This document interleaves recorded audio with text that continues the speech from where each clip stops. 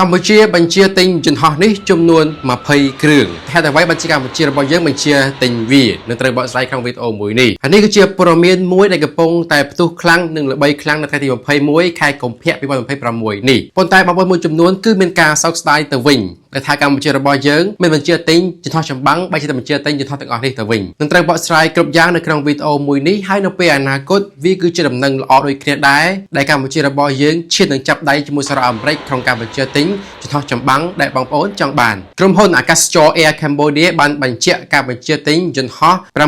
737 Max រហូតដល់20គ្រឿងនៅក្នុងកិច្ចព្រមព្រៀងដែលបានចុះហត្ថលេខាជាមួយនឹងក្រុមហ៊ុន Boeing នៅឯកម្មវិធីតាំងពីពណ៌យន្តហោះនៅសង្ហបុរីក្រុមហ៊ុនអាកាសចរជាតិរបស់កម្ពុជាគឺជាក្រុមហ៊ុនអាកាសចរ Air Cambodia បានចុះហត្ថលេខាទៅលើការបញ្ជាទិញយន្តហោះដ៏ធំជាមួយនឹងក្រុមហ៊ុនផលិតយន្តហោះ Boeing របស់សហរដ្ឋអាមេរិកកិច្ចព្រមព្រៀងរួមមានយន្តហោះ Boeing 737 Max ចំនួន10គ្រឿងដែលបានបញ្ជាក់រួមជាមួយនឹងជំរើសក្នុងការបញ្ជាទិញចំនួន10គ្រឿងបន្ថែមទៀតនៅពេលអនាគតបើសិនបើជំរើសទាំងអស់នេះត្រូវបានអនុម័តចំនួននៃយន្តហោះសរុបគឺអាចឈានទៅដល់20គ្រឿងសរុបតម្លៃក្នុងការបញ្ជាទិញនេះគឺប្រហែលជា$3000 លានអាមេរិកទោះបីជាតម្លៃក្នុងបញ្ជីគឺ$3000 លានអាមេរិកក៏ដោយក្រុមហ៊ុនអាកាសចរជាធម្មតាបង់ប្រាក់គឺមានការបញ្ចុះតម្លៃនេះគឺមានន័យថាតម្លៃពិតប្រាកដនៃកម្ពុជានឹងត្រូវបង់ទំនងជាទាបជាងចំនួនផ្លូវការតើ Boeing 737 Max 8គឺជាអ្វី Boeing 737 Max 8គឺជាយន្តហោះដឹកជញ្ជូនអ្នកដំណើរពាណិជ្ជកម្មទំនើបដែលប្រើប្រាស់ដោយក្រុមហ៊ុនអាកាសចរជុំវិញពិភពលោកវាត្រូវបានរចនាឡើងគឺដើម្បីហោះហើរនៅផ្លូវចម្ងាយមធ្យមលក្ខខណ្ឌពិសេសមួយចំនួនរបស់យន្តហោះទាំងអស់នេះកៅអីរបស់វាគឺប្រហែលជា170ទៅ189ចម្ងាយហោះហើរបាន6000ទៅ7000គីឡូម៉ែត្រគ្រប់គ្រាន់សម្រាប់ជើងហោះហើរក្នុងតំបន់ដ៏វែងម៉ាស៊ីនចំនួនថ្មីសម្រាប់សំចៃប្រេងឥន្ធនៈដែលកាត់បន្ថយការប្រើប្រាស់ប្រេងឥន្ធនៈវាប្រើប្រាស់ប្រេងឥន្ធនៈតិចជាង model 737ចាស់ប្រហែលជា15ទៅ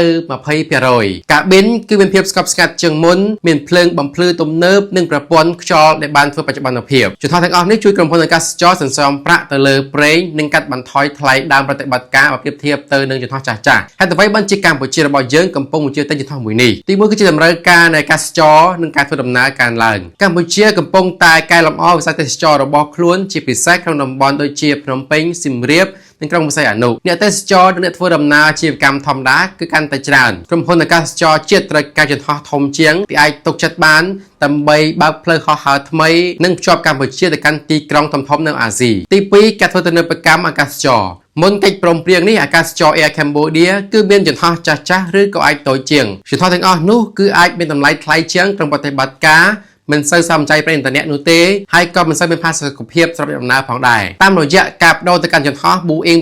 737 Max ថ្មីនេះក្រុមហ៊ុនអាកាសចរសមใจលើការចំណាយប្រេងឥន្ធនៈការថែទាំនិងការផ្ដល់ជូនដំណើរនៅបទពិសោធន៍យន្តហោះហោះហើរលឿនជាងមុនទី3ការជំរុញកេរ្តិ៍ឈ្មោះរបស់កម្ពុជាការមានអាកាសចរទំនើបជួយបង្កើនរូបភាពអន្តរជាតិរបស់ប្រទេសកម្ពុជារបស់យើងវាបង្ហាញថាប្រទេសកម្ពុជារបស់យើងកំពុងតែកែលម្អហេដ្ឋារចនាសម្ព័ន្ធនិងការតភ្ជាប់អាកាសចររបស់ខ្លួនដែលធ្វើឲ្យប្រទេសជាតិកាន់តែងាយស្រួលចូលប្រើប្រាស់និងមានការប្រកួតប្រជែងនៅអាស៊ីអាគ្នេយ៍ទី4ទំនាក់ទំនងសេដ្ឋកិច្ចនិងពាណិជ្ជកម្មកិច្ចព្រមព្រៀងយន្តហោះទាំងអស់នេះត្រូវបានគេមើលឃើញថាជាផ្នែកមួយនៃទំនាក់ទំនងសេដ្ឋកិច្ចដ៏ធំទូលាយរវាងប្រទេសកម្ពុជានិងសហរដ្ឋអាមេរិកការទិញយន្តហោះពីសហរដ្ឋអាមេរិកពង្រឹងទំនាក់ទំនងសហរដ្ឋអាមេរិកនិងកម្ពុជាវិស័យពាណិជ្ជកម្មនិងអាចគ្រប់គ្រងដល់វិស័យសហប្រតិបត្តិការផ្សេងៗទៀតផងដែរឬក៏អាចជាការបញ្ជាទិញយន្តហោះចម្បាំងដែលបងប្អូនត្រូវការរបៀបដែលប្រទេសកម្ពុជារបស់យើងឬក៏ក្រុមហ៊ុនអាកាសចរបង់ប្រាក់កម្ពុជាឬក៏ក្រុមហ៊ុនអាកាសចរភាគច្រើនគឺមិនបង់ថ្លៃទិញពេញលេងនោះទេជាមុនផ្ទុយទៅវិញពួកគេប្រើប្រាស់វិធីផ្សេងៗក្នុងការបង់ប្រាក់ដូច្នេះការចំណាយត្រូវបានចែកចាយក្នុងរយៈពេលច្រើនឆ្នាំហិរញ្ញប្បទានយន្តហោះឬក៏ប្រាក់កម្ចី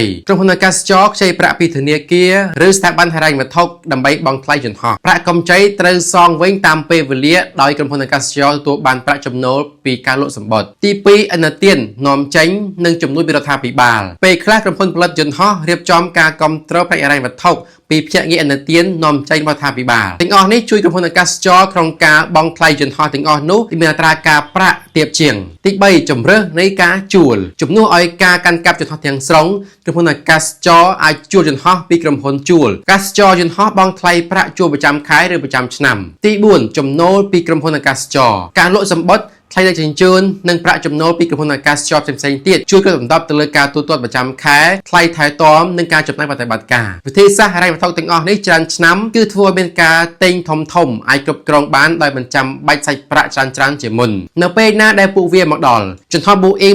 737 Max 8នេះដែលប្រទេសកម្ពុជាបញ្ជាទិញនឹងមិនដល់ភ្លាមនោះទេដោយសារតែក្រុមហ៊ុន Boeing មានការវិភាគផលិតកម្មជាមួយនឹងការបញ្ជាទិញពីក្រុមហ៊ុនអាកាសចរជាច្រើនទៀតមិនមែនតែកម្ពុជាយើងតែមួយនោះទេការដឹកជញ្ជូនត្រូវបានគេរំពឹងថានឹងចាប់ផ្ដើមប្រហែលជាឆ្នាំ2031នេះផ្ដល់ពេលវេលាដល់ក្រុមហ៊ុនអាកាសចរកម្ពុជាក្នុងការរៀបចំនៃបបរយន្តហោះអ្នកធ្វើការនៅពលានយន្តហោះនិងកន្លែងជ្រករបស់វានៅអាកាសយានដ្ឋានតើនេះមានន័យយ៉ាងណាសម្រាប់កម្ពុជារបស់យើងទី1សេវាកម្មក្រុមហ៊ុនអាកាសចរកាន់តែប្រសើរអ្នកដំណើរដែលហោះហើរជាមួយនឹងក្រុមហ៊ុន Air Cambodia នឹងអាចចូលក្នុងការប្រើប្រាស់យន្តហោះថ្មីៗនេះមានផាសុកភាពជាងមុនទី2ការតភ្ជាប់ជើងហោះហើរកាន់តែច្រើនជាមួយនឹងយន្តហោះធំៗនិងចម្ងាយហោះហើរកាន់តែឆ្ងាយក្រុមហ៊ុនអាកាសចរអាចបើកផ្លូវបានកាន់តែច្រើនទៅកាន់ពិភពលោកដូចជាប្រទេសចិនប្រទេសជប៉ុនប្រទេសឥណ្ឌារដ្ឋធានីអាស៊ីអាគ្នេយ៍និងគោលដៅតំបន់ផ្សេងៗទៀតនេះគឺបង្កើនទេសចរនិងការធ្វើដំណើរអាជីវកម្មទី3កំណើនសេដ្ឋកិច្ចភ្ញៀវទេសចរកាន់តែច្រើនគឺមានន័យថាភ្ញៀវទេសចរនេះមានការចំណាយច្រើនទៅលើសណ្ឋា